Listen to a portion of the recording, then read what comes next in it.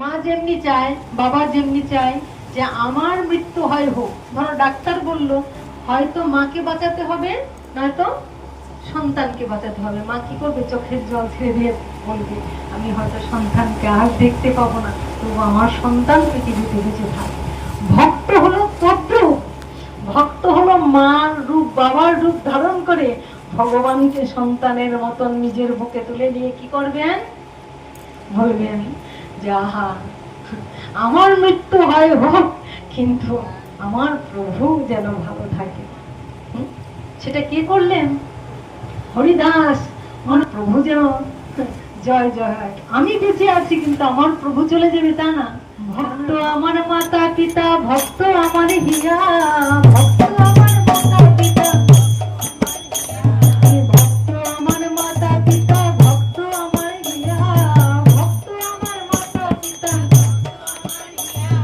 ভক্ত আমায় বাঁচতে পারে ভক্তি বাঁধনে দিয়া, ভক্ত আমায় বাঁচতে পারে ভক্তি বাঁধন দিয়া, ভক্ত আমার মাতা পিতা, ভক্ত আমার গুরু, ভক্ত আমার মাতা পিতা, ভক্ত আমার গুরু, আরে ভক্ত আমার নাম রেখেছেন বাঞ্ছা কল্প তরু, ভক্ত আমার নাম রেখেছে বাঞ্ছা কল্প তরু। হরি বল, হরি বল, হরি বল, হরি বল, হরি বল, হরি বল,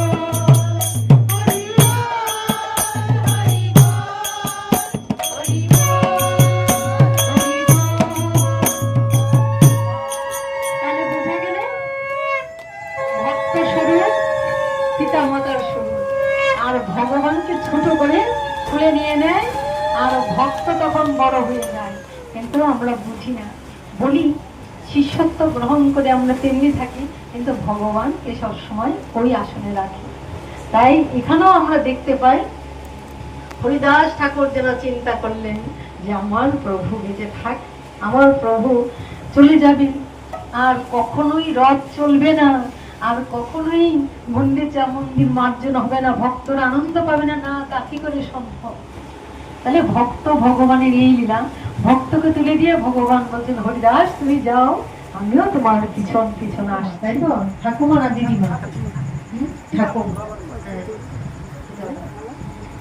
তিনি এই ভগবানের ইচ্ছায় এই পৃথিবীতে এসেছিলেন। এসে তার সন্তান সন্তানাদি নাতি পুতি আত্মীয় স্বজন সবাইকে রেখে আবার ভগবানের ডাকে সাড়া দিতে এই নিত্য লীলা সম্মান করে তিনি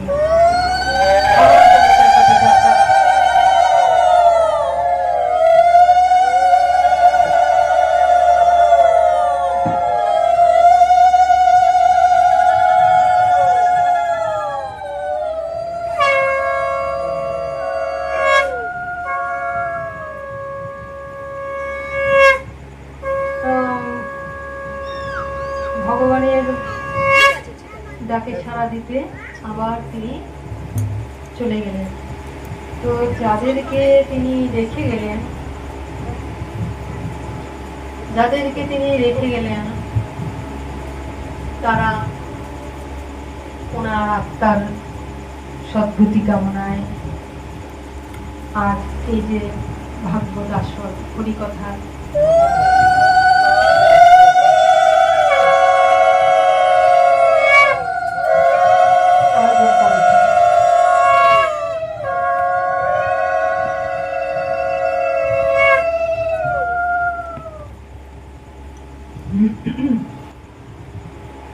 এই ভাগবত আসর, কেউ চলে গেলে দেহ রাখলে আমরা ভাগবত আসর দিই, একটু ভগবানের কথা শ্রবণ করার ইচ্ছে করি।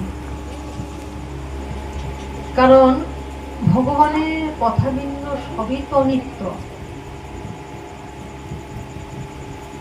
চিরস্থায়ী সুখ কিছুতে নেই, অথচ ভগবানের কথার মধ্যে একটা অনন্ত শান্তি, অনন্ত আনন্দ, অপার্থিব জগতের একটা আনন্দ পাওয়া যায়। তার কারণ কি?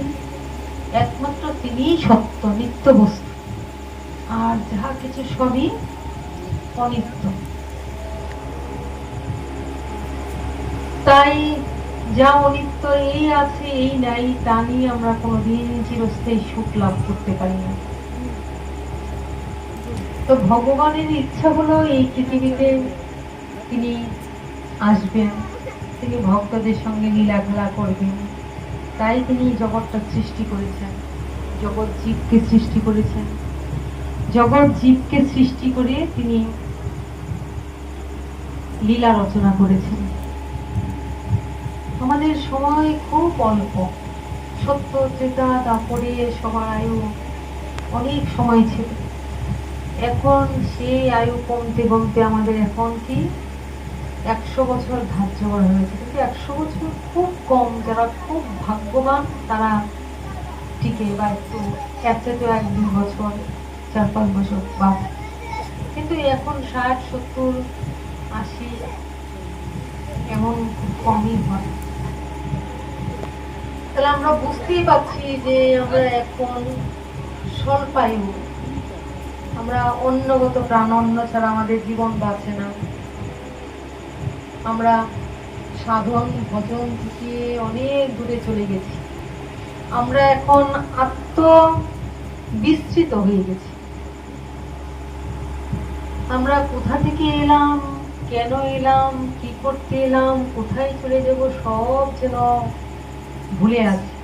হয়তো পাঠে বা ভাগবত আসলে একটু শ্রবণ করি বটে, এখান থেকে বেরিয়ে গেলেই আবার আমি আমার আমার করে এর মধ্যেই মোহ জড়িয়ে যায়।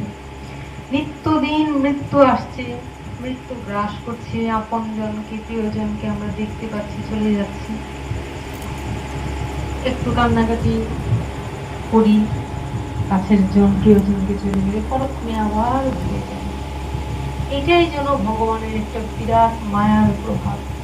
কেন ভগবান মায়াটাকে বিস্তার করে রেখেছেন, কারণ মায়া না থাকলে আমরা কেউ সংসারে থাকতে পারতাম না। কবে সবাই সংসার ত্যাগ করে এদিক সেদিক ছুটে যেত, এই মায়ার জন্যই সবাই সংসারে যুক্ত হয়ে আছে।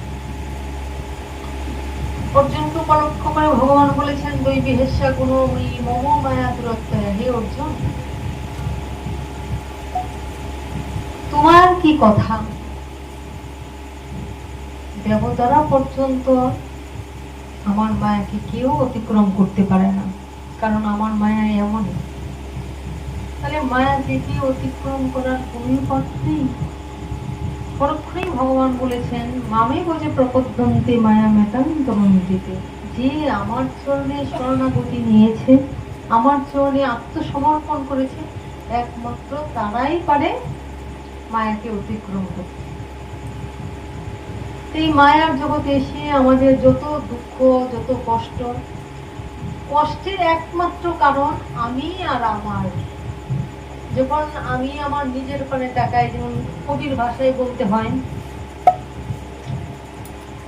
মৃত্যু সে ধরে মৃত্যুর রূপ, দুঃখ হয় হে দুঃখের রূপ।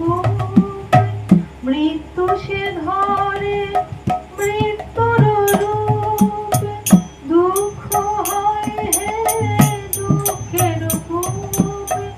তোমা হতে যাবে হই বিমুখে, আপনার পানে যাই।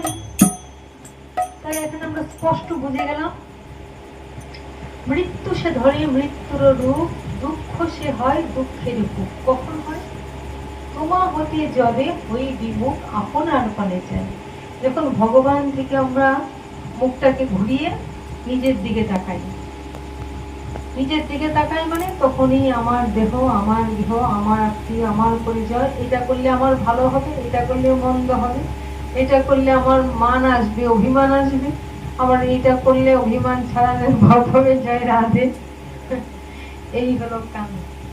এইটাই একটা শান্তির জায়গা, যেখানে আমরা এসে মান অভিমান ঘরে থাকলে এখানে এসে সব ভুলে যাই, সব ভুলে যাই, তাও ভুলি না। কি ভুলি না? এই আনন্দের জায়গা। ওখানে আসলে ইচ্ছা না করলেও হাসি হাসি, ইচ্ছা না করলে একটা আনন্দে আমরা অবস্থান করি, মুহূর্তের মধ্যে আমরা সব দুঃখ কষ্ট বিস্তৃত হয়ে যায়। তোমা হতে যাবে হইও বিমুখ, আপনার পানে চাই। যখন তোমার থেকে মুখটা ফিরিয়ে ফেলি, আর চারদিকে আমার আমার কোনটা আমার লস হচ্ছে, কোনটা লাভ হচ্ছে, কে আমাকে ভালোবাসলো, কে আমাকে ভালোবাসলো না, কে অভিমান করলো, এই পাহাড় আস্তে আস্তে বড় হতে থাকে। ওই পাহাড়টা যখন সামনে এসে দাঁড়ায় তখন আমি আর আমাকে চিনতে পারি না, যাই না, তখন আমার পাহাড়টা আমার সামনে এসে দাঁড়ায় আর আমি পিছনে পড়ে যাই, আমাকে আমি দেখতে পাই। এই জায়গাটা যখন আমার ভগবানের কথা হয়, যখন আমার হরি কথা হয়, তখন যেমন পাহাড়টা সরে যায়, আমরা যেমন একটা সামনে আয়না দেখতে পাই, যেটার মধ্যে শুধু সুন্দর গিয়ে আমরা দেখতে পাই, উপলব্ধি করতে পারি। জয় রাধে। তো যতক্ষণ আমরা ভগবানের সঙ্গে যুক্ত থাকি ততক্ষণ আমাদের দুঃখ থাকে না। এই আমরা ভগবানের সঙ্গে যুক্ত কি করে থাকি? ভগবানের ভক্তের সঙ্গে যুক্ত থাকি। কারণ ভগবান আর ভগবানের অসুবিধা হচ্ছে, কারণ ভগবান আর ভগবানের ভক্ত অবিচ্ছেদ্য। ভক্ত ভগবান, ভগবান ভক্ত, এই লীলা চিরাচরিত চলতেই থাকে। ভগবানকে ছাড়াও ভক্তকে কল্পনা করা যায় না, আবার ভক্তকে ছাড়াও ভগবানকে কল্পনা করার কোনো রাস্তা নাই। আজকে আমরা যে এই যে এখানে একজন দেহ রেখেছেন, ভগবানের ডাকে সাড়া দিতে চলে গেলেন, তিনি যে চলে গেলেন, তার যে আত্মীয় পরিজন রেখে গেলেন, তাদেরকে ধরে আমরা আজকে ভগবান আর ভক্তের কথা একটু শ্রবণ করি, যেটা মানে এই মৃত্যু উপলক্ষে প্রযোজ্য, মৃত্যু উপলক্ষেই ধার্য করা। হরিদাস নির্জনকে আমরা একটু করি, হরিদাস ঠাকুরের কথাই আমরা আস্বাদন করি।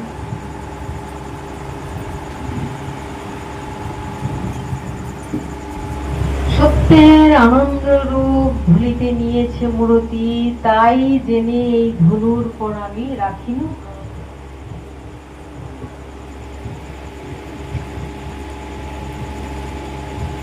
যিনি সত্য, যিনি নিরাকার, যিনি নির্বিকার, তাকে বলছে সত্যের আনন্দ রূপ ধুলিতে নিয়েছে মূর্তি। এই পৃথিবীর মাটিতেই মূর্তি নিয়েছে। তাহলে তিনি মূর্তি ছিলেন না, তিনি আনন্দ রূপ, সচ্চিৎ আনন্দময়, আনন্দের রূপ ছিলেন।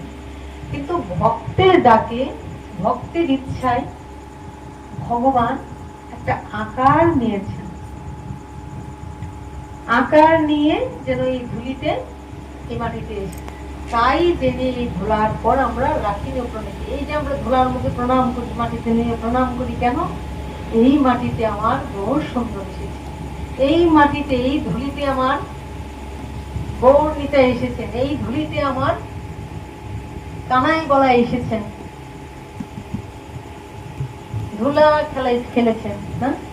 ধুলা নয়, ধুলা নয়, গোপী পদ রেণু, এই ধুলা মেখেছিল নন্দের বেটা কানু। তাহলে এই ধুলার মূল্যটা কি বোঝা গেল? আমরা কেন মাথা হেট করে প্রণাম করি? কারণ এই ধুলার মধ্যেই কানাই গলায় নৃত্য করেছে, রাধারানীকে নিয়ে ভগবান কত লীলা করেছেন। ব্রজগোপীর ধুলা মনে করে ব্রজগোপীদের সঙ্গে খেলা করেছেন বলে কানাই কৃষ্ণ সেই ধুলাকে অঙ্গে মাখে। অঙ্গে মাখো মাখো রে এই না ব্রজের ধুলা, অঙ্গে মাখো মাখো রে এই না ব্রজের ধুলা, ধুলা নয়, ধুলা নয়, গোপী পদের রেণু, ধুলা নয়, ধুলা নয়, গোপী পদের রেণু, এই ধুলা অঙ্গে মাখে নন্দের বেটা কানু, এই ধুলা, এই ধুলা অঙ্গে মাখে নন্দের বেটা কানু, মাখো মাখো রে এই না ব্রজের ধুলা, অঙ্গে মাখো মাখো রে এই না ব্রজের ধুলা। তাহলে যত খেলা ওই ধুলার বলে। আমরা এই ধুলাকে গায়ে মাখতে চাই না, ধুলা লাগবে, তাই আমরা কত আরামে থাকার চেষ্টা করি, কিন্তু মূল্যটা কিন্তু এই ধোলার মধ্যে। আমার এই দেহটাও ধোলা, মাটি। কিন্তু 84 লক্ষ জন্ম পরিভ্রমণ করে এই যে দেহটা পেলাম, মনুষ্য জীবনটাকে বলা হয় দুর্লভ, অতীব সুদুর্লভ মনুষ্য জীবন। কখন? যেটা কৃষ্ণ ভজনে কাজে লাগছে, যখন সাধু ভক্ত সঙ্গ করছে, তখন এই দেহটা মূল্য। নাহলে এই দেহটা কি কি এই দেহটা শুধু ধুলি শুধু ছাই। হয়তো মাটিতে দিয়ে দিলে, কারণ পাখি যদি উড়ে চলে যায়, তাহলে এই মাটিতে দিলে কি হবে? ধুলার সঙ্গে মিশে যাবে, ধুলা হয়ে যাবে। আর আগুনে দিলে এক মুঠো ছাই। তাই বলেছে শুধু ধুলি শুধু ছাই, মূল্য যার কিছু নাই। শুধু ধুলি শুধু ছাই, মূল্য যার কিছু নাই। মূল্য তারে করো সমর্পণ, স্পর্শে তব পরশরতন। মূল্য তারে করো সমর্পণ। তোমারই গৌরবে যাবে আমারই গৌরব হবে। তোমারই গৌরবে যাবে আমার গৌরব হবে। সব তব জীব বিসর্জন, আমার হৃদয় প্রাণ মন আমি কি বলে করিব নিবেদন। এটা এক মুঠো ছাই অথবা ধুলা, কোনোই মূল্য নাই। তো ওইটার কখন মূল্য? যখন সদ্গুরুর চরণ আশ্রয় করলো, মনুষ্য জীবন সার্থক করে সদ্গুরুর চরণ আশ্রয় করে যখন আমার গোবিন্দের ভজন উপাসনা শুরু হয়ে গেল, তখন এই জীবনটা মূল্যবান। নইলে এই জীবনের কোনো মূল্য নেই। কুকুর বিড়াল শৃগাল যেমন, ধোলা যেমন, ওটাই কোনো মূল্য নেই। কিন্তু যখনই আমরা সদ্গুরুর চরণ আশ্রয় করে হরি ভজনে যুক্ত হলাম, যখন কৃষ্ণ মন্ত্রের বীজ কানে পেয়ে গেলাম আর ভজন শুরু করে দিলাম, তখন আমার এই জীবন সার্থক হয়ে গেল, ধন্য হয়ে গেল। তাই মনুষ্য জীবনকে বলা হলো অতীব সুদুর্লভ। কিন্তু হরি ভজন করলাম না, কৃষ্ণ ভজন করলাম না, গুরুর চরণে আত্মসমর্পণ করলাম না, সাধু সঙ্গ করলাম না, ভগবানকে পেলাম না, পাওয়ার ইচ্ছা জাগলো না, তাই এই জীবনের কোন মূল্য নেই। তবে এই মনুষ্য জীবনের কোনোই মূল্য নাই। ইদিহামাদম সুলভম সুদুর্লভম উমাং ভগবতী নতরেষ আত্মহম। ময়ানুকূলেন ভস্মহম উমাং ভগবতী নতরেষ আত্মহম। আমি মনুষ্য জীবন পেলাম, শ্রী গুরুদেবকে পেলাম। আমার এই দেহটা একটা নৌকা, নৌকো ভাসছে। সদ্গুরুর চরণ লাভ করে দীক্ষা নিয়ে সদ্গুরুকে আমার এই নৌকায় যখন বসিয়ে দিলাম, তাই গৌর, যখন আমার এই নৌকাটা কি করবে? নদীর মধ্যে ভাসবে, দুলবে, হেলবে, দুলবে, কোনো কিনারা পাবে না। কিন্তু গুরুদেবকে যখন আমার এই নৌকাটার মধ্যে বসিয়ে দিলাম, তখন নৌকাটা বেয়ে বেয়ে পাড়ে চলে যাবে। নয়তো কাষ্ঠ, একটা কাঠের টুকরো যদি নদীতে পড়ে যায়, ভাসতে ভাসতে কোথায় যাবে, আবার কোথায় যাবে, কোনো কিনারা নাই। কোনো ভাগ্যে কেউ তরে, কোনো ভাগ্যে, সবাই নয়। ব্রহ্মাণ্ড ভ্রমিতে ভ্রমিতে কোনো ভাগ্যে কেউ তরে, নদীর প্রবাহে যেন কাষ্ঠ লাগে তীরে। তাই গৌর নদীতে কাঠটা পড়ে আছে, ঢেবে ঢেবে কোথায় যাচ্ছে আসছে কোনো ঠিক নেই। এই নৌকাগুলিও ওই ভব সমুদ্রের মধ্যে এইভাবেই চলছে। কিন্তু যখনই আমার সদ্গুরুকে আমার এই দেহ নৌকাটায় বসিয়ে দিলাম, তখন কিন্তু ভগবান অনুকূল হাওয়া দিয়ে দিচ্ছেন। যখনই আমার শ্রী গুরুদেবকে আমার এই দেহ নৌকাটায় বসিয়ে দিলাম, তখন ভগবান কি করছেন? তখন ভগবান উপর থেকে অনুকূল হাওয়া বয়ে দিচ্ছেন, যাতে গুরুদেব ওই নৌকাটা বেয়ে বেয়ে ভগবানের কাছে পৌঁছে দিতে পারে। এই জন্যে আমাদের গুরু গ্রহণের প্রয়োজন হয়েছে, অন্য কোনো কারণে। যখনই আমার এই দেহ নৌকাটায় গুরুদেব বসিয়ে দিলাম, কারণ আমি এই দেহ নৌকাটায় গুরুদেবকে বসাতে পারি না। কখনো যদি কোনো ভাগ্যবান আমরা গুরুকে পেয়ে, আমরা সদ্গুরু আশ্রিত হয়ে যখন আমার এই দেহটাকে গুরুদেবকে দিয়ে দিলাম, আর গুরুদেব সেই নৌকায় বসে ভাইতে লাগলেন, তখনই আমার ভগবান প্রসন্ন হয়ে ওই অনুকূল হাওয়া, অনুকূল হাওয়া মানে যেই হাওয়াটা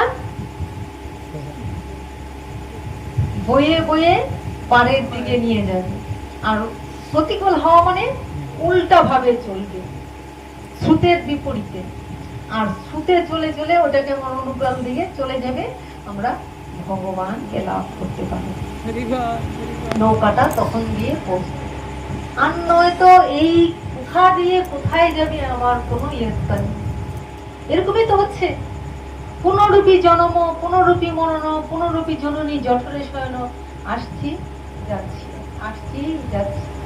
কখনো মানুষে, কখনো পশু হয়ে, কখনো প্রেমিকের হয়ে এই চক্রাকারে ঘুরছি ঘুরছি ঘুরছি, কেবল ঘুরেই চলছি। এই ঘোরার আর শেষ নেই। কখনো আপ, কখনো ডাউন, কখনো আপ, কখনো ডাউন, চলছে চক্রাকারে, চক্র করছে। কিন্তু মনুষ্য জীবনটা তখনই সার্থক যখনই আমি গুরুদেবকে বসিয়ে দিলাম, আর উনি সেই নৌকাটা ধরে নৌকাটা বাওয়া শুরু করলেন, আমার ভগবান অনুকূল হাওয়া দিয়ে দিলেন, তত্তর করে আমরা পারে পৌঁছে দিতে পারি। এই জন্যই মনুষ্য জীবনের সার্থকতা, এই জন্যই গুরু গ্রহণ করা, এই জন্যই সাধু সঙ্গ করা, আর কোনো কারণ নেই।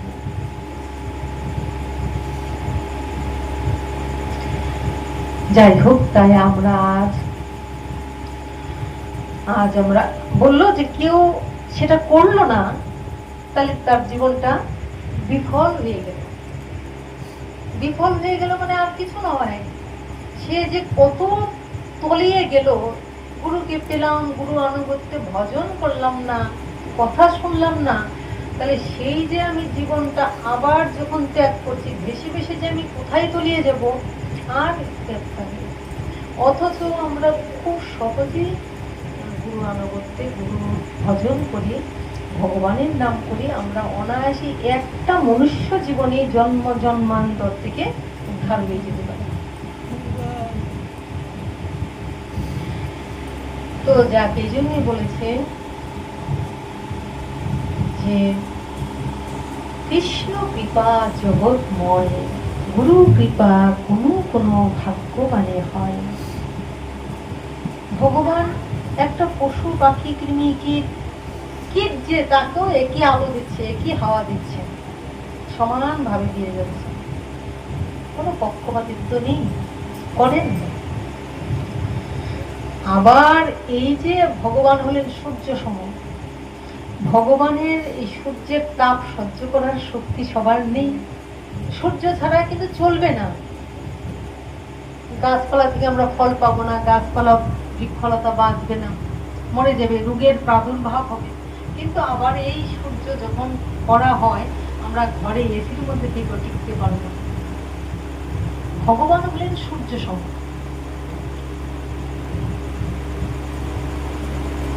সেই সূর্যের তাপে আমরা পুড়েও যেতে পারি, কিন্তু চাঁদের কিন্তু নিজস্ব কোনো আলো নেই। চাঁদ কিন্তু সূর্যের তাপটাকে সহ্য করে, যেটা সাধারণ জীবের পক্ষে সম্ভব নয়। সাধারণ জীব, এই জন্যই ভগবান বলেছেন না, যে করে আমার আশ তার করি সর্বনাশ, তবু যদি না ছাড়ে পাশ, তবেই হই আমি তার দাসের দাস। সাধারণ জীবের পক্ষে ওই সূর্যের তাপ সহ্য করার ক্ষমতা নেই। ওই সূর্যের তাপটা সহ্য করে কে? চাঁদ, গুরুদেব। গুরুদেবকে চন্দ্রের সাথে তুলনা করা হয়েছে। ওই সূর্যের তাপ কতটা সহ্য করে, যেই তাপ সহ্য করা সাধারণ জীবের পক্ষে সম্ভব না, পুড়ে ছাড়খাড় হয়ে যাবে, সানস্ট্রোক হয়ে মরে যাবে। কিন্তু সহ্য করতে করতে পুড়ে পুড়ে পুড়ে পুড়ে পুড়ে পুড়ে ধ্বংস হয় না, পুড়ে পুড়ে পুড়ে পুড়ে নিজের মধ্যে সেই নিজে পুড়ছে, কিন্তু সেই পুড়ে পুড়ে পুড়ে পুড়ে আস্তে আস্তে শীতল হয়ে চাঁদের মতো আলোটা দান করে এই জগৎ আমার পরম দয়াল শ্রী গুরুদেব। তাহলে কতটা সূর্যের তাপ যদি সে সহ্য করতে পারে, তবেই পৃথিবীতে আলো দিতে পারে। তাই ভগবান বলছেন, আমার থেকে আমার নাম বড়, নাম হতে আমার ভক্ত বড়। অহং ভক্ত পরাধীন, আমি ভক্তাধীন। আমি সব করি, কিন্তু আমি জীবকে কৃপা করতে পারি না। কৃপা শক্তিটা আমার ভক্তের কাছে। তাই আমার গৌর সুন্দর দিলেন, গৌর সুন্দর তো স্বয়ং ভগবান। গৌর আর নিত্যানন্দ কিন্তু অভিন্ন, ভক্ত ভগবানও অভিন্ন। তাহলে গৌর নিতাই কিন্তু আলাদা নন। রাধা গোবিন্দ যেন অভিন্ন, গৌর নিতাইও তেমনি অভিন্ন। একই দুইটা রূপ। কিন্তু গৌর যখন এলেন, গৌরকে বলছেন, গৌর হলেন নাম প্রেম দাতা। নাম প্রেম দান করলেন গৌর, কিন্তু করুণা দান করলেন নিত্যানন্দ প্রভু আমার। নিতাইকে বলেন, যাও তুমি যে কৃপা দান করো, আমি নাম প্রেম দিলাম, কিন্তু সেটা দান করো তুমি। তাই নিত্যানন্দ সামনে গেল, তাই নিত্যানন্দকে জগাই মাথায় মেরেছেন কলসির কানে। এইগুলি তথ্য। ভক্তকে ভগবান সামনে দেন। ভগবান বলেন, ভক্ত আমার আশ্রয়, আমি তো নিজে কিছু করতে পারি না। আমার যে কৃপাটা আমি জীবকে করতে চাই, তার জন্য ভক্তকে আমি চাই। তাই ভক্ত আমার আশ্রয়, তাই ভক্ত আমার সর্বস্ব।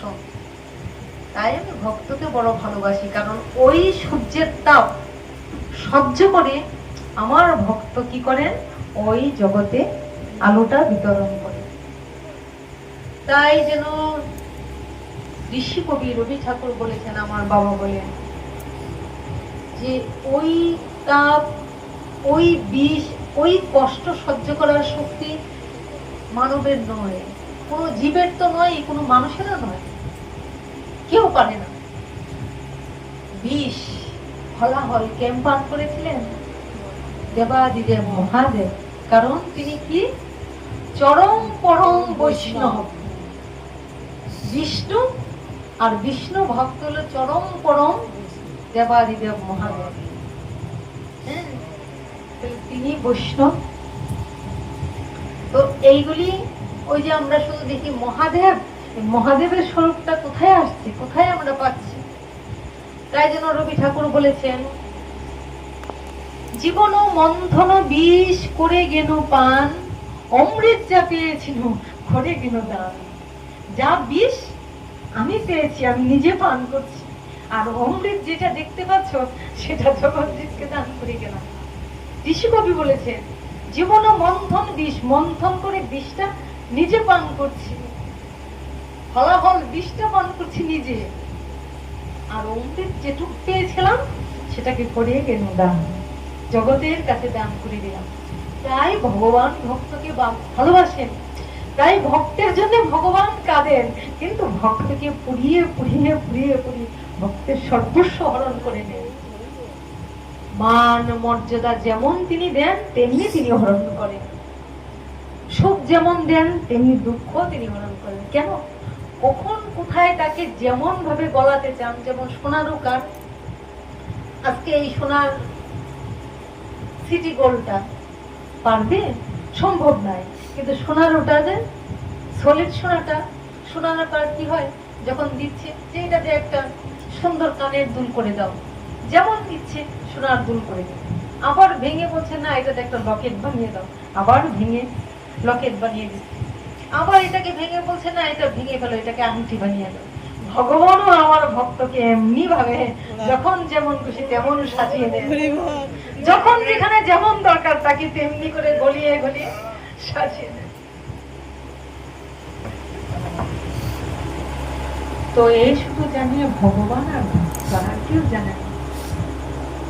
তাই তো বলে আমার মাঝে তোমার লীলা হবে, তাই তো আমি এসেছি এই ভবে। তাই হে প্রভু, তোমার যেমন খুশি তুমি তেমনি করে সাজিয়ে নাও, তেমনি করে বাঁধিয়ে নাও, যেন তোমার ইচ্ছাই আমার মাঝে পূর্ণ হয়। তুমি যেভাবে চাও তেমনি ভাবে যেন আমি চলতে পারি। এ কার ইচ্ছা? এ ভগবানের ইচ্ছা। আজ দেখি যে গৌরাঙ্গ সুন্দর হলেন নাম প্রেম দাতা, নিত্যানন্দ প্রভু হলেন করুণার দাতা গুরু রূপে, আর আমার হরিদাস ঠাকুর হলেন নামাচার্য, নামের আচার্য। গৌরাঙ্গ সুন্দর কিন্তু নামাচার্য নয়, নিত্যানন্দ প্রভু কিন্তু নামাচার্য নয়, হরিদাস ঠাকুর আমার নামাচার্য, নামের আচার্য।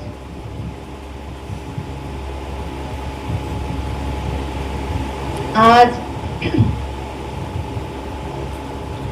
ভক্ত ভগবান আজ গৌর সুন্দর লীলা করতে এসছেন।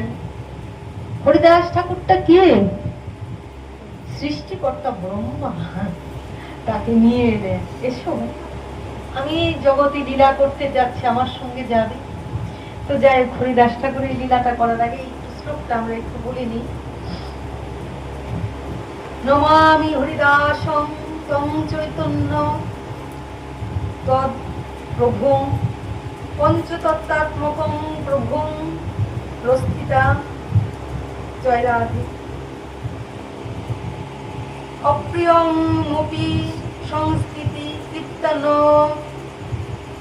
নমস্কৃত্য যৎ নমামি হরিদাসং নমামি তং প্রভুং নমঃ। বলছে এখানে হরিদাস ঠাকুরকে আমরা নমস্কার করছি। কেন? তিনি হরিদাস, তিনি নামাচার্য। আর কি বলছেন? হরিদাস প্রভুর যে প্রভু, হরিদাসের যে প্রভু কে? নামার চৈতন্য মহাপ্রভু। কেমন প্রভু? আজ হরিদাসের যখন নিথর দেহটা, যে দেহটা থেকে আমার প্রাণ পাখি বেরিয়ে গেলে পরমাত্মা ভগবান যবে হবেন অন্তর্ধান, এই দেহ হবে আমার ভস্ম, ছাই, ছাই ভস্ম বা ধুলি অথবা কৃমি কীটের খাদ্য, তাই তো? কৃমি কীটের খাদ্য। অথচ বলছেন হরিদাসের ওই নিথর দেহটা, যখন এই দেহটার মধ্যে কিছু নেই, তখন আমার এই হরিদাসের প্রভুকে চৈতন্য মহাপ্রভু আমার হরিদাসের নিথর দেহটা নিয়ে নৃত্য করতে লাগলেন, উন্মাদের মতো নৃত্য করতে লাগলেন। এ আমার সম্পদ, এ আমার ধন। যে দেহটাকে মানুষ মূল্য দেয় না, ফেলে দেয়, যে দেহটাকে পুড়িয়ে দেয়, আমার ভগবান কি করছেন? এই ভক্তের দেহটাকে নিয়ে আনন্দ নৃত্য করা শুরু করেছে। এখন প্রশ্ন হলো, আমরাও তো ভক্ত নাম লিখিয়েছি, আমরাও তো ভক্ত হই, কিন্তু আমরা কি আসলে ভক্ত হতে পেরেছি গো? ভক্ত যদি হতে পারি তাহলে ভগবান সত্যি আমাদের এমন করবেন, কিন্তু আমরাও তো ভক্ত হতে পারিনি। তাই ভক্ত চরিত্র আস্বাদন করা দরকার। তাই আজ হরিদাস ভক্ত জীবন আমরা একটু আস্বাদন করব। অনেকবারই অনেকবার করেছি, অনেকভাবে, আজও করব।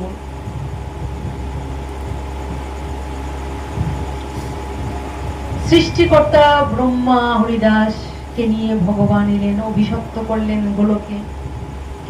খেলার ছেলে, তাকে অভিশপ্ত করলেন। অভিশপ্ত করার পিছনে কারণ কি? আমরা মনে মনে ভাববো তিনি কেন অভিশপ্ত হলেন, কিন্তু ভগবান যখন ভক্তকে কোনো একটা অভিশাপ দেন, সেটাও জগতে লীলা বিস্তার করার জন্য। তাই তো এটা কে জানে, এটা কে বুঝে? এটা শুধু ভগবান জানেন আর ভক্ত জানে। যখন কোনো দেখা যায় ভগবানের কোনো প্রিয় ভক্ত কোনো একটা কারণে অভিশপ্ত হয়েছেন, তখন জানতে হবে ভগবানের নিশ্চয় কোনো অভিনব লীলা সংগঠিত হতে চলেছে। আজকে হরিদাসকে যদি ওখানে অভিশপ্ত না করতেন, হরিদাস মনে মনে চিন্তা করলেন, যখন ব্রহ্মা ছিলেন চিন্তা করলেন ভগবানকে একটু পরীক্ষা করি তো, এটা ভগবানেরই ইচ্ছে ছিল। এইবার পরীক্ষা করতে গিয়ে তো ভগবানের চরণে একটু অপরাধ হয়ে গেল।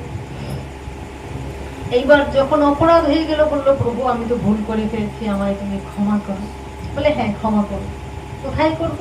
আমি যখন মরতে যাচ্ছি লীলা করতে, চলো আমার সঙ্গে। তখন তুমি যে অপরাধ করেছ ওর জন্য কি করতে হবে? তোমাকে যবনের ঘরে জন্ম নিতে হবে।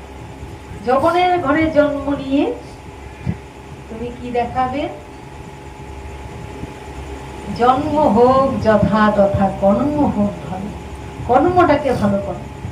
মুচি হয়ে শুচি হয় যদি কৃষ্ণ ভজে, ব্রাহ্মণ হয়ে চণ্ডাল হয় যদি কৃষ্ণ তেজে। তো তুমি দেখাও, জন্ম যেখানে হোক কর্মটাই তোমার আসল পরিচয়। তোমার কর্মটা কি? চল। এই তো তাকে নিয়ে এলেন এই জগতে লীলা করার জন্য, যবনের ঘরে এলেন। শাস্ত্রে কখনো কখনো কেউ বলছে যে হরিদাস যবনের ঘরে জন্ম হয়েছে, আবার কেউ বলছে যে না, হরিদাসের যবনের ঘরে জন্ম হয়নি। হরিদাসের জন্ম হয়েছিল একটা হিন্দু পরিবারে, কিন্তু যবনের হাতে সে লালিত পালিত হয়েছে, যবনের ঘরে সে খেয়েছে, তাই তাকে সমাজে তুলে নেয়। তো আমরা সেই বিতর্কে যাব না। যবনের ঘরে জন্ম হলো না যবনের ঘরে লালিত পালিত হলো, ওটা আমাদের বিবেচ্য। আমরা কর্মজীবনটাকে বিচার করি, কারণ বলেছে জন্ম হোক যথা তথা, কর্ম হোক ভালো। তাহলে আমরা হরিদাসের কর্মজীবনটা দেখব। জন্ম কোথায় হয়েছে এটা নিয়ে কিছুই আসে যায়, মানুষের কর্মজীবনটাই হলো আসল। ছোট্ট হরিদাস ছোট থেকেই আমার গৌর প্রেমে, কৃষ্ণ প্রেমে পাগল। সবসময় হরি হরি হরি হরি হরি বলে ক্রন্দন করে। আর সবাই বলি এই হরিদাস কেন হরি হরি করে? তখন তো তার নাম হরিদাস ছিল না, হারিস বলে ডাকতো। হারিস হবিবুল্লাহর ঘরে এসেছিল, তাই তাকে হারিস বলে ডাকতো। তারপর আস্তে আস্তে একদিন হরিদাস, ওই ছোট্টবেলার কাহিনী যাব না, হরিদাস একদিন বাড়ি থেকে বেরিয়ে গেল। গৌর প্রেমে পাগল, আমার প্রভু নাকি পৃথিবীতে এসছেন, ভগবান নাকি এসছেন, যেই হরির জন্য আমি পাগল। হরি কোথায়? হরি দর্শন করব। কিছু লোক বলছে হরি নাকি এসছেন নদিয়ায়, হরি নাকি গোলকপতি গোলক থেকে নাকি ভোলকে এসেছেন নদিয়ায়। আমি আমার হরিকে দর্শন করব, হরি কোথায়? তাই হরির উদ্দেশ্যে আমার হরিদাস বেরিয়ে গেল। ছুটতে ছুটতে যখন হরিদাস এলেন নদিয়ায়, আর তখন আমার গৌর সুন্দর নদিয়া থেকে বেরিয়ে যাচ্ছেন। ভক্ত এত কষ্ট করে এলেন নদিয়ায়, আর আমার গৌর সুন্দর নদিয়া থেকে বেরিয়ে যাচ্ছে।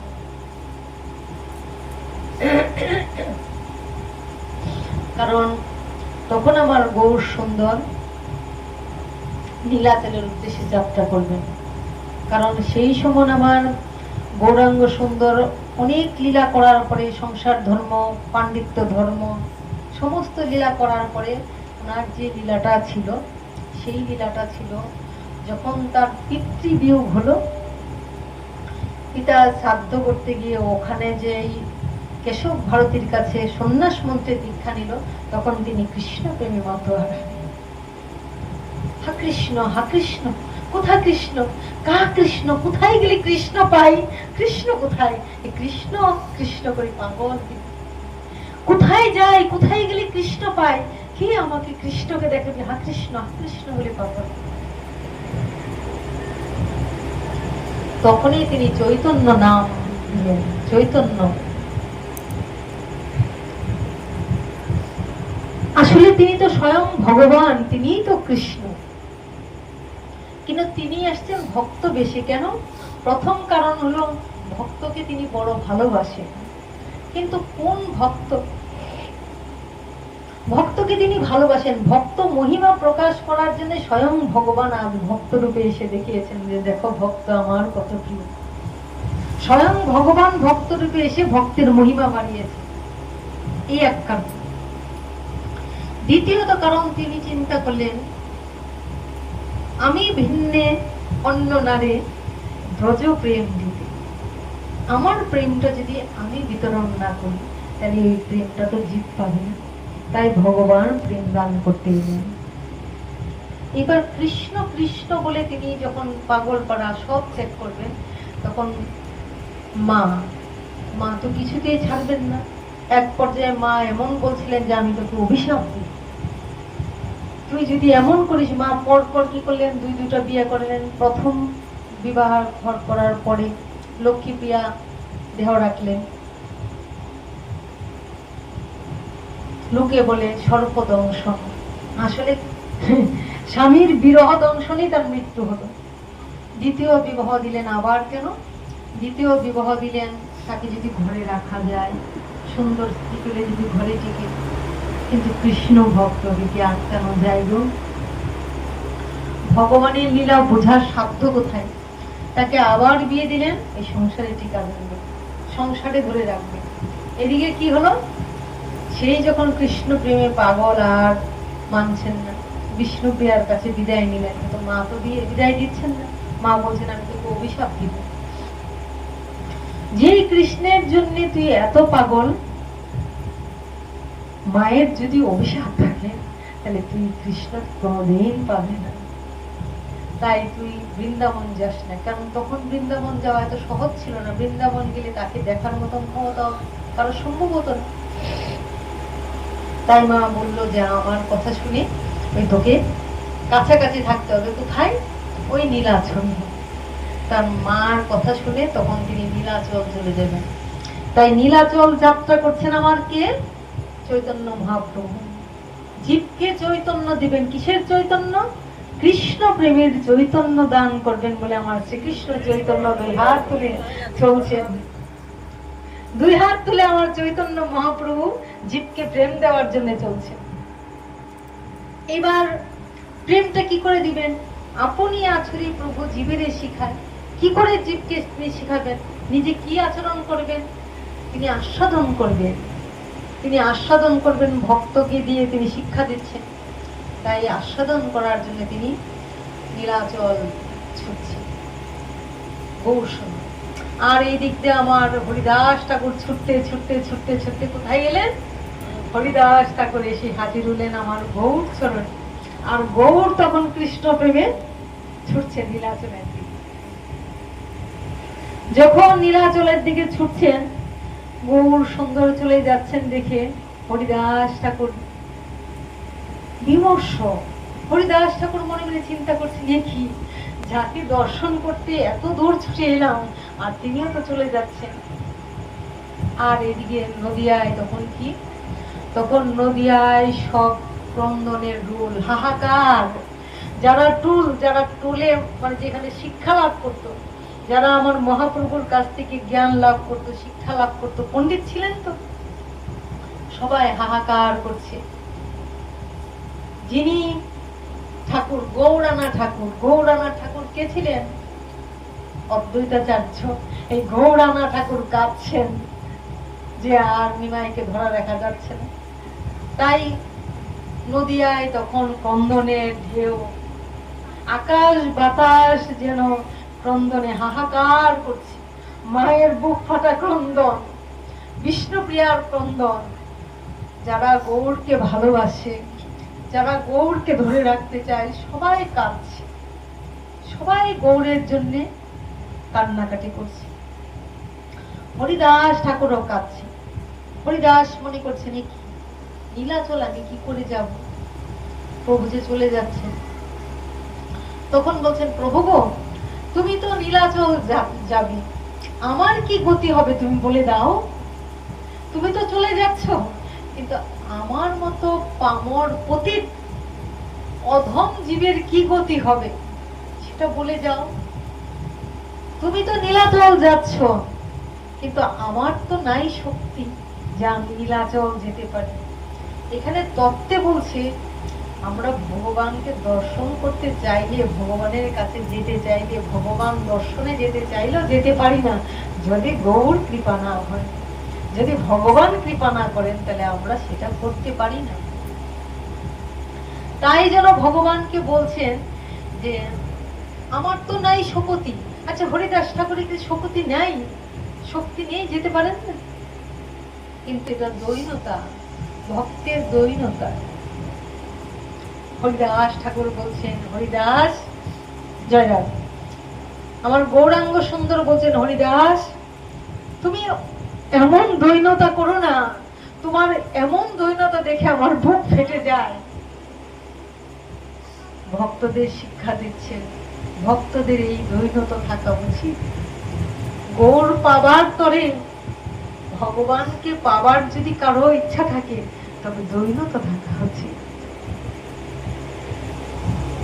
ভগবান নিতে পারছেন না, গৌর সুন্দর আমার বলছেন, হরিদাস তুমি দৈনতা রাখো, তোমার আর কি বাকি আছে? তোমার দৈনতা দেখে আমার বুক ফেটে যাচ্ছে, তুমি এত দৈনতা করো না। এখানে আমরা শিক্ষা পেলাম ভক্তের দৈনতা কতটা প্রয়োজন। একজন ভক্ত হতে গেলে তার দৈনতা কতটা প্রয়োজন, কতটা রক্ষা করা উচিত। কিন্তু হরিদাস যেহেতু প্রশ্ন করলেন, আমার গৌর সুন্দর বললেন যে ঠিক আছে, আমি তো আমার সঙ্গে তোমাকে নিতে পারবো না, তা আমি কি করব? আমি কৃষ্ণকে তোমার ইচ্ছা জানাবো। স্বয়ং ভগবান তিনি কৃষ্ণ, কিন্তু বলছেন না আমি কৃষ্ণ, কিন্তু কি বলছেন? আমি কৃষ্ণকে তোমার মনের আরতি জানাবো। আমি তো যাচ্ছি, কৃষ্ণকে বলবো তোমার কথা। ভাবা যায়, যেমন ভক্ত তেমন আমার ভগবান, যেমন আমার ভগবান তেমন আমার ভক্ত। এই চরিত্র যেবা যারা শুনবে তারাও আমার হরিদাসের মতো, হরিদাসের মতো ভক্তি তারা সঞ্চার করে। তাই হরিদাস চরিত্র আমাদের জানা উচিত।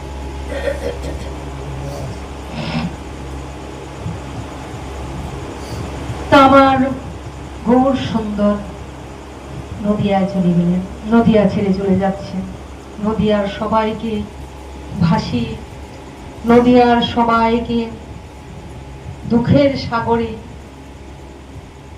দুঃখের সাগরে ফেলে দিয়ে আমার গৌর সুন্দর যাচ্ছেন হা কৃষ্ণ, হা কৃষ্ণ, কৃষ্ণ কৃষ্ণ করে চলে যাচ্ছেন নদিয়া ছেড়ে। কোথায়? নীলাচল। নীলাচল কথাটা বললেই আমরা কি বলছি বুঝতে পারছি, যেখানে আমার প্রভু আবার নতুন করে লীলা রচনা করবেন। প্রভুর কাজে নিত্য নতুন লীলা করা। নদিয়ায় তিনি এক লীলা করেছেন, আবার নীলাচলে গিয়ে তিনি লীলা করছেন। কোথায়? সারাক্ষণ তিনি গম্ভীরায় পড়ে থাকতেন। 4 হাত লম্বা আমার প্রভুর দেহ, তার কি ছিল? গম্ভীরায় তিনি যে গৃহটায় থাকতেন, যে গৃহ না,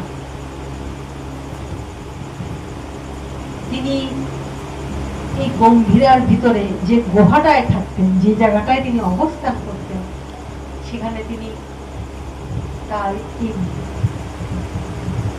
শয়ন করতেন বটে, কিন্তু তিনি হাত পা ছড়িয়ে শুতে পারতেন না, পাশ ফিরতে পারতেন না। এইভাবে তিনি শিক্ষা দিয়েছেন যে ভক্তকে কিভাবে কষ্ট স্বীকার করতে হবে।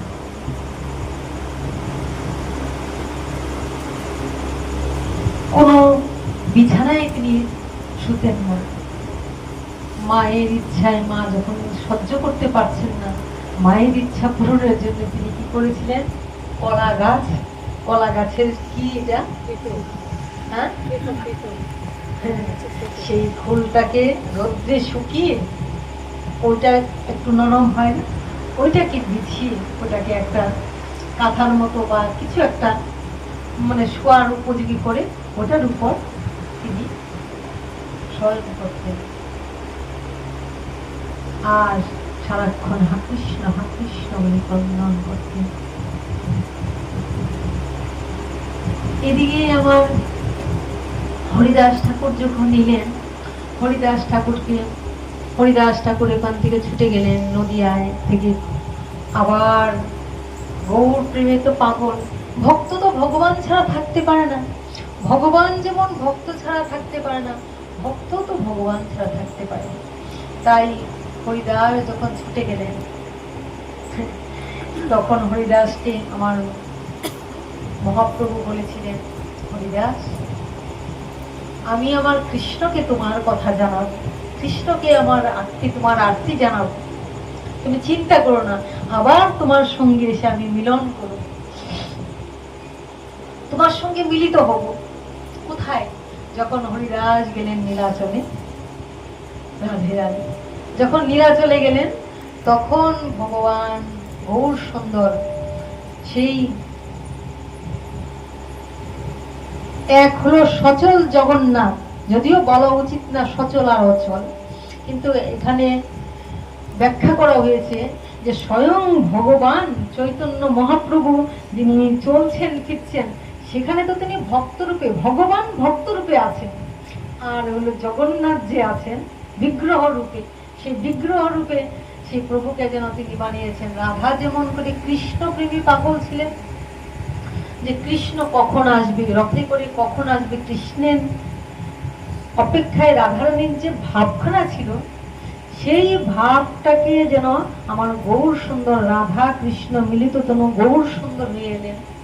রাধা কৃষ্ণ একাত্মা দুই দেহ ধরি অনন্য বিলসের আস্বাদন করি, সেই দুই একবে চৈতন্য গোসাই লীলার আস্বাদিতে হলে এক ঠাই এক হয়ে এলেন। তাই রাধা ভাবে বিবাহিত হয়ে রাধা ভাবে তিনি কি করছেন, যেন জগন্নাথ দর্শন করে মনে মনে ভাবছেন, এই তো আমার প্রিয়তম, এই তো আমি আমার প্রিয়তমকে দেখতে পাচ্ছি। মানে রাধা যেটা করতেন কৃষ্ণকে দেখে, জগন্নাথকে দেখেও আমার গৌর সুন্দর তেমন ভাবখানা ছিল। আর হরিদাসকে কি বললেন, যে হরিদাস, তোমাকে তো পান্ডারা চিনেনি। হরিদাস গেছিলেন জগন্নাথকে দর্শন করতে, কিন্তু পান্ডারা তাকে বের করে দিলেন। কেন? যমন বলে তাকে দর্শন করতে দিলেন না, যমন বলে তাদেরকে ওই দর্শন করতে দিলেন না, যে না, ভিতরে প্রবেশ করা যাবে। তাই হরিদাস ঠাকুর বসে আছেন, এদিকে আমার গৌর সুন্দর কি বলছেন, হরিদাস, তোমাকে ওই দর্শন করতে হবে না, স্বয়ং জগন্নাথই তোমাকে দর্শন দিবে, কারণ স্বয়ং নিজে তো এখানে দাঁড়িয়ে আছেন, বলছেন না যে তুমি যাকে চাও আমিই সেই, তিনি কি বলছেন, স্বয়ং জগন্নাথই তোমাকে দর্শন দিবে। ওই ঠাকুর দর্শন করছে না, কিন্তু স্বয়ং ভগবান ঠাকুর তার সামনে দাঁড়িয়ে আছে, সচল রূপে দাঁড়িয়ে আছে। এবং ভগবান প্রতিদিন, স্বয়ং ভগবান প্রতিদিন হরিদাসের জন্য একটা করে প্রসাদ গোবিন্দকে দিয়ে পাঠিয়ে দিতেন, গোবিন্দকে দিয়ে প্রতিদিন একটা করে ভোগ প্রসাদ পাঠিয়ে দিতেন। তাহলে ভক্তের ভার ভগবান বহন করেন তো কিভাবে গ্রহণ করেন? ওই গীতার যে বাণী, কি বাণী, অনন্যাস চিন্তান্ত মাং যেজনা পর্যুপাসতে তেষাং নিত্যাবিযুক্তনাং যুগক্ষেমং বহম্মহং। অনন্য চিন্তে যে আমার ভজন করে, অনন্য চিন্তা মানে আমাকে বই যে আর কিছু জানে না, আর কিছু ভাবে না, আর কিছু চিন্তা করে না, কেবল আমাকে ভিন্ন যে আর কিছু বলে না, ওইভাবে কি আমরা পারি? সম্ভব? তো যে অনন্য ভাবে ভগবানকে নিঃশ্বাস প্রশ্বাসের মধ্যে নিজের সঙ্গে ভগবানকে নিয়ে নিয়েছেন, প্রতি নিঃশ্বাসে প্রতি বিশ্বাসে, পথ চলিতে কথা বলিতে একবার জপরে কৃষ্ণ নাম, বচনাম কৃষ্ণ নাম, ভজনাম হরি নাম, ভজনাম কৃষ্ণ নাম, জপনাম হরি নাম। ছিল গোলকে এলো ভোলকে, ছিল গোলকে এলো ভোলকে, এই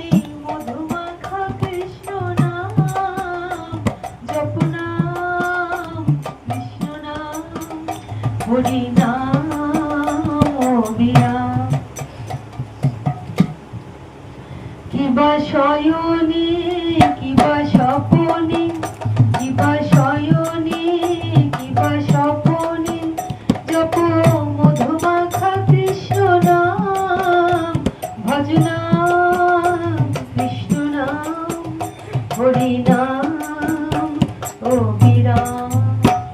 তো আমরা তো অবিরাম পারি না, তাই জন্য গীতায় বলা হয়েছে, কি বলা হয়েছে?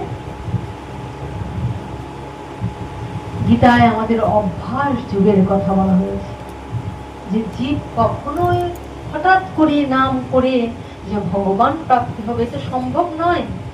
তাই তাকে কি করতে হবে? তাই তাকে অভ্যাস যুগ গ্রহণ করতে হবে।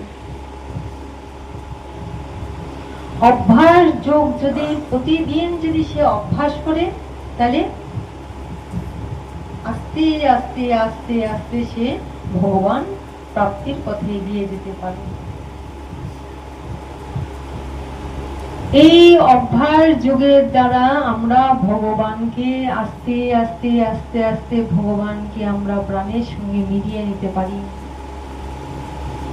তেষাং সতত যুক্তানাং, তেষাং সতত যুক্তানাং ভজতাং প্রীতিপূর্বকং। তেষাং সতত যুক্তানাং মানে যে সতত আমার সঙ্গে যুক্ত থাকে। কে সতত আমার সঙ্গে যুক্ত থাকে? আমার ভক্ত সতত আমার সঙ্গে যুক্ত থাকে। কিভাবে? ভগবানের সেবা পূজার মধ্যে দিয়ে আমার সঙ্গে যুক্ত আছে, সাধু গুরুর সঙ্গে যুক্ত আছে, আমার কথার সঙ্গে যুক্ত আছে, নামের সঙ্গে যুক্ত আছে। প্রতিটা কর্মে সবারই সঙ্গে যেন অবিরত তোমারই সঙ্গ রাজ। সমস্ত কিছুর সঙ্গে যখন স্থাবর জঙ্গম দেখে না বৈষ্ণব, দেখে তার মূর্তি সর্বত্র স্ফূর্তি হয়, তার ইষ্ট দেবের মূর্তি। তাই গৌর সে যাহা কিছুই দেখে সবের কিছুর মধ্যেই ভগবানকে দর্শন করে। রাধারানী বলতেন না, যেদিকে তাকাতেন সেদিকে আমার কৃষ্ণময় দেখতেন, কৃষ্ণময় সব। তাই বলছেন আমার ভক্ত কি কিষান সতত যুক্ত হয়, সতত আমার সঙ্গে যুক্ত হয়। ভজতাং প্রীতিপূর্বকম, আমার ভজনটা কি করে করে জানো? প্রীতি সহিত, প্রেমের সহিত, ভক্তির সহিত, ভালোবাসার সহিত। লাড্ডু মন্ডা মিঠাই এনে দিলাম, ভগবানের চরণে ভগবানের কাছে ভোগ দিয়ে দিলাম, ঘন্টাটা বাজিয়ে দিলাম, সেবা হয়ে গেল না? এই ঘন্টাটা তো বাজিয়ে দিলাম, আমার হৃদয় ঘন্টাটা কি বাজলো গো? এই ঘন্টাটা বাজানো সহজ, কিন্তু আমার হৃদয়ের ঘন্টাটা কি ভগবানের জন্য বাজলো?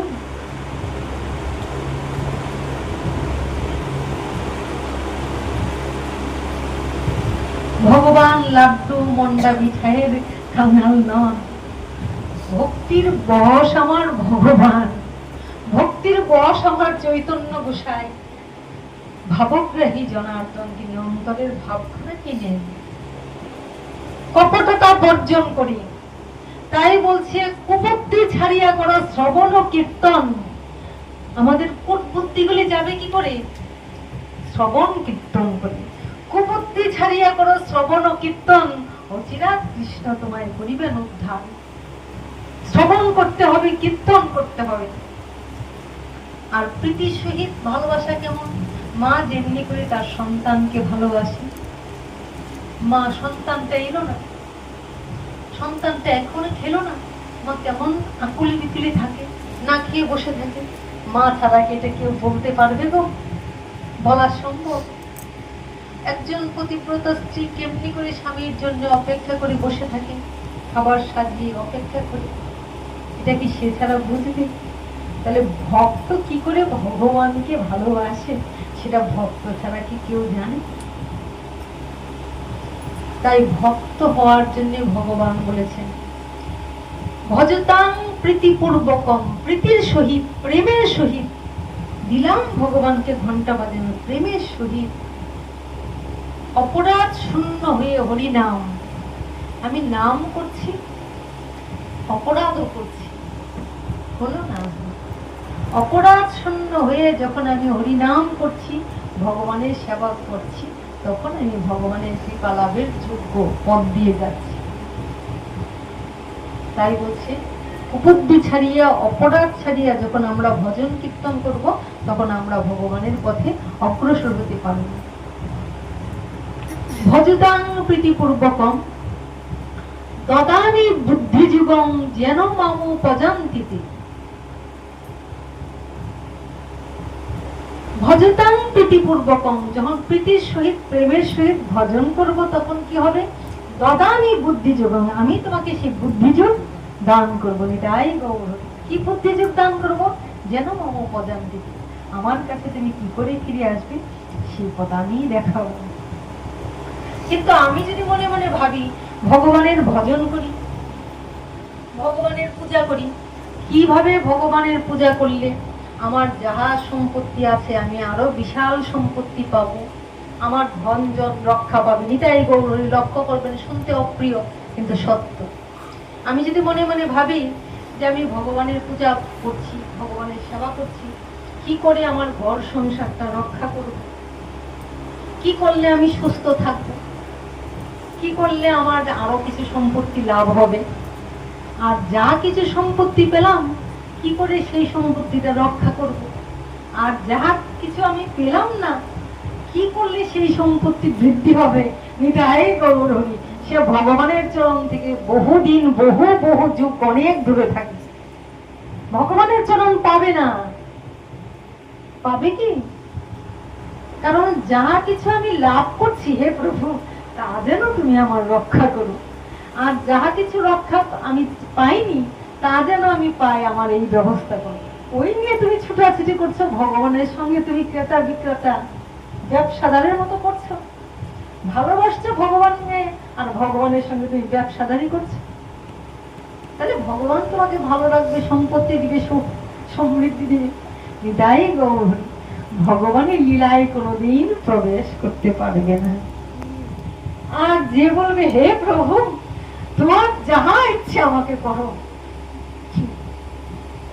যেমন ভাবে খুশি তুমি আমাকে করিয়ে নাও, তোমার ছাড়া করো না, তাকে তো তিনি গলাবেন এক এক রকম, এক এক ভাবে গলিয়ে গলিয়ে তিনি সাজিয়ে দিবেন।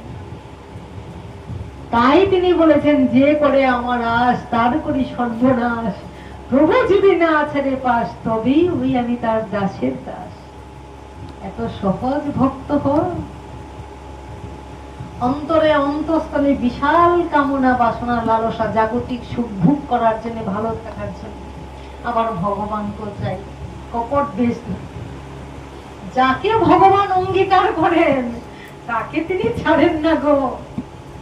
আখের রস যেমনি করে দেখো নিংড়ায় রস বের করার জন্য, রস বের করা হয়ে গেল, এবার এটাকে মুড়িয়ে আবার রস, আবার এটাকে দুবার তিনবার দিয়ে একটা রস, অমনি ভাবে ভক্তকে নিংড়ে নেন ভগবান। ভক্ত কাঁদে আর বলে, আরো আরো আরো প্রভু আরো, আরো আরো আরো প্রভু আরো,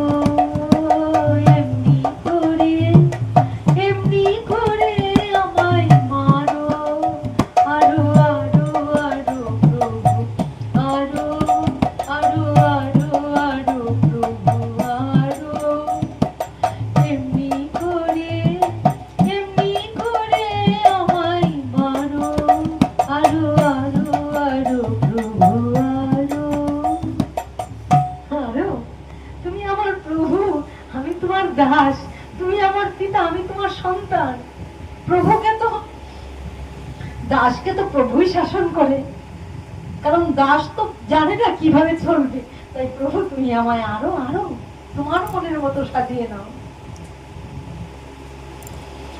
লুকিয়ে থাকি আমি, পালিয়ে বেড়াই, ধরা পড়ে গেছি আর কি এরাই। এতদিন আমি এই চেয়েছি, ওই চেয়েছি, কত কিছু চেয়েছি, কিন্তু তোমার চরণ তলে তো আসিনি প্রভু। আজ যখন তোমার চরণে এসেছি, আজ তো আমি ধরা পড়ে গেছি, আজ আমি আর এড়াবো না, আমি লুকাবো না। লুকিয়ে থাকি আমি, পালিয়ে বেড়াই, ধরা পড়ে গেছি আর কি এরাই। এবার যা করবার তা সারো সারো, আরো আরো আরো প্রভু আরো, আরো আরো আরো প্রভু আরো।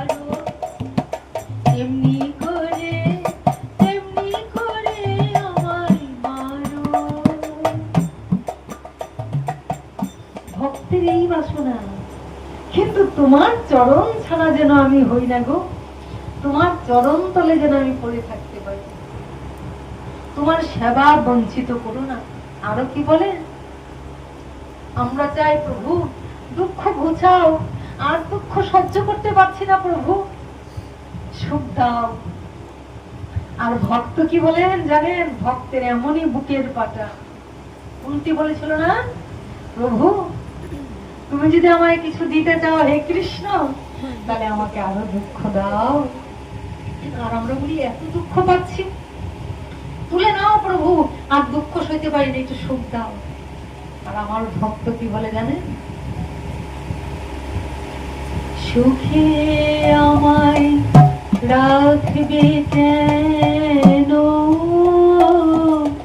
রাখো তোমার কোলে, যাক না গো সুখ জ্বলে জ্বলে,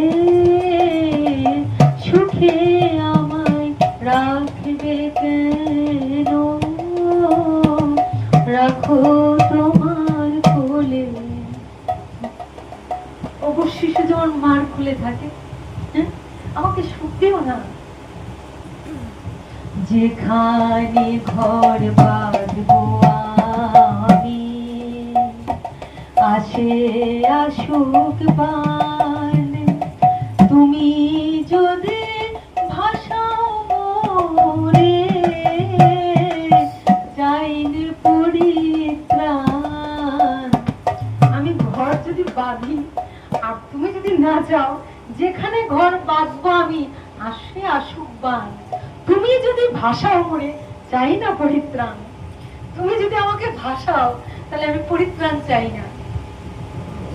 হার মেনেছি মিটেছে ভয়, তোমার জয় তো আমার জয়। আমাকে ভাসিয়ে তোমার জয় হচ্ছে তো, তোমার যদি জয় হয় তাতেই আমার জয়। এত বড় বুকের পাটা, আমি এত কষ্ট করছি না, কি কষ্ট। তোমাকে পেতে আমাকে যা করতে হয় তুমি আমাকে তাই করো, এই হলো ভক্তের লক্ষণ। আর যারা ভক্ত বেশি ছুটে বেড়ায়, তারা এই ছুটে ওই ছুটে বিভিন্ন জায়গায় ছুটে বেড়ায় আর বিভিন্ন কামনা করে না। আজ হরিদাস ঠাকুর কি করছেন, হরিদাস ঠাকুর আমার কাঁদছেন গৌর দর্শন পাওয়ার জন্য, গৌর সামনে এসে তাকে প্রসাদ দিচ্ছেন, ভোগ দিচ্ছেন, বলে পাও ভোগ পাও। হরিদাস ঠাকুর প্রতিদিন ভোগ পায়, কিন্তু আস্তে আস্তে হরিদাস ঠাকুর কি করেন, 3 লক্ষ নাম করেন। এই রৌদ্র, এই ঝড় ঝাপটা সমস্ত কিছুর মধ্যে তিনি 3 লক্ষ নাম করেন বসে বসে। আমার গৌর সুন্দর বলেন, তুমি 3 লক্ষ নাম করো হরিদাস। বসে বসে তিনি 3 লক্ষ নাম করেন। আমার গৌর সুন্দর চিন্তা করলেন, জয় রাধে। আমার গৌর সুন্দর চিন্তা করলেন, হায় হায় হরিদাস তো ঘর করবে না, হরিদাস আমার ঘর করবে না, মাথার উপর ছাদ করবে না, 3 লক্ষ নাম করছে, কি করি। আমার জগন্নাথের যে সেবা হতো, আমার জগন্নাথের সেবা কি করে হয়, সাক্ষাৎ সেবা কি করে হয়। জগন্নাথের যখন সাক্ষাৎ সেবা হয়, তখন জগন্নাথের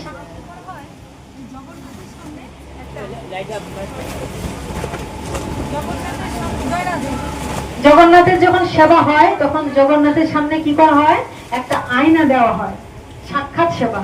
ওই আয়নার সামনে কি করে, ওই নিম কাঠ দিয়ে অথবা বকুল কাঠ দিয়ে আমার জগন্নাথের দন্ত মার্জন করা হয়, দাঁত মেজে দেওয়া হয়।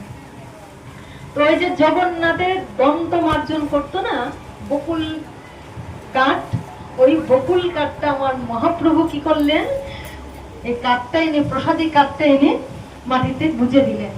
মাটিতে গুজে দিয়ে বলছে, ওরে বকুল কাঠ, ওরে প্রসাদী কাঠ, আমার হরিদাস তো ঘর করবে না, তাই আমার হরিদাসের মাথার উপর বিরাট বৃক্ষে পরিণত হো, আমার হরিদাসকে রোদ বৃষ্টি ঝড় থেকে রক্ষা কর। এটাই হরি, ঝড় বৃষ্টি বাদল সমস্ত থেকে আমার হরিদাসকে রক্ষা কর, তুমি এখানে থাক। আর ওই বকুল কাঠটা কি হয়ে গেল, বিশাল বৃক্ষে পরিণত হয়ে গেল, যেটাকে বলে সিদ্ধ বকুল, যেটাকে বলে আমার সিদ্ধ বকুল।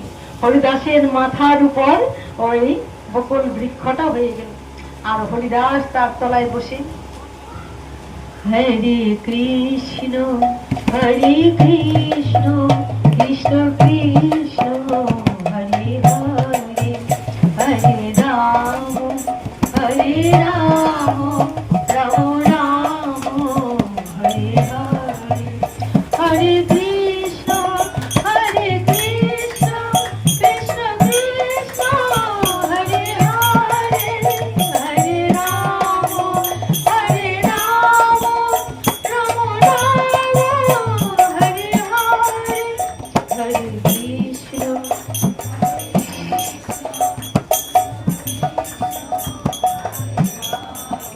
হরে রাম হরে রাম রাম রাম হরে হরে, হরে কৃষ্ণ হরে কৃষ্ণ কৃষ্ণ কৃষ্ণ হরে হরে, হরে রাম হরে রাম রাম রাম হরে হরে, হরে কৃষ্ণ হরে Krishna Krishna Krishna Hare Hare,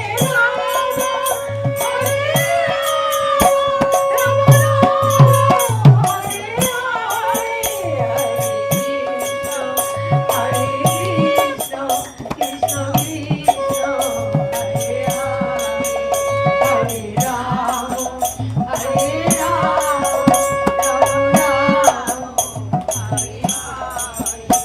Hare Krishna, Hare Krishna, Krishna Krishna, Hare Hare, Hare Rama, Hare Rama, Rama Rama, Hare Hare, Hare Krishna, Hare Krishna, Krishna Krishna, Hare Hare, Hare Rama, Hare Krishna, Hare Krishna, Krishna Krishna, Hare Hare, Hare Rama, Hare Rama, Hare Rama, Hare Hare, Hare Krishna, Hare Krishna, Krishna Krishna, Hare Hare, Hare Rama, Hare Rama, Hare Rama, Hare Hare, Hare Krishna, Krishna Krishna, Hare Hare, Hare Rama, Hare Rama, Hare Rama, Hare Hare, Hare Krishna, Krishna Krishna, Hare Hare, Hare Rama, Hare Rama, Hare Rama, Rama, Hare Krishna, Krishna Krishna, Hare Hare, Hare Rama, Hare Rama, Hare Rama, Hare Hare। জয় গৌরাঙ্গের জয়, জয় গৌর ভক্তগণের জয়। এইভাবে আমার হরিদাস ঠাকুর বকুল বৃক্ষতলে বসে হরিনাম করতেন। তা আমরা কি আর এগোবো না এখানে ছেড়ে দিব? জয় রাধা, এখানে ছেড়ে দিব। সবাই ভয় পাচ্ছে না? তাই গৌর, সবাই ভয় পাচ্ছ? এত ভয়? হ্যাঁ, দেবজিৎ কি বলো? তোমরা ভয় পাচ্ছ? কিসের ভয়? বড়জোর মৃত্যু হবে। হ্যাঁ, জয় রাধে। তারপর আমার হরিদাস যখন এমনি করে বসে বসে হরিনাম করে, আছে একটু করি, হ্যাঁ, হরিনাম করছেন বসে বসে, কৃষ্ণ নাম করছেন। হরিনাম করতে করতে, হরিনাম করতে করতে আমার হরিদাস ঠাকুর নামে প্রেমে একদম একাকার হয়ে গেলেন। তাই গৌর হরি বল। আমার হরিদাস ঠাকুর নাম করছেন, প্রতিদিন 3 লক্ষ নাম করেন। হরিনাম করেন। এই 3 লক্ষ নাম করতে করতে আমার হরিদাস ঠাকুর নামে বিভোর হয়ে মগ্ন হয়ে থাকেন। প্রতিদিন হরিদাস ঠাকুর নামে বিভোর হয়ে থাকেন। এই হরিদাস ঠাকুর আমার এমন নামময় থাকেন। একদিন কি হলো, জয় রাধে, সবার মন অশান্ত হয়ে যাচ্ছে, এবার আমি অশান্ত হয়ে যাচ্ছি, সবাই শান্ত থাকতে পারছো না।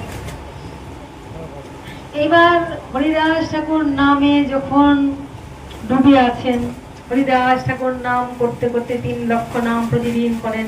আমার প্রতিদিন প্রসাদ পাঠানো হয়, আর সেই প্রসাদ পান।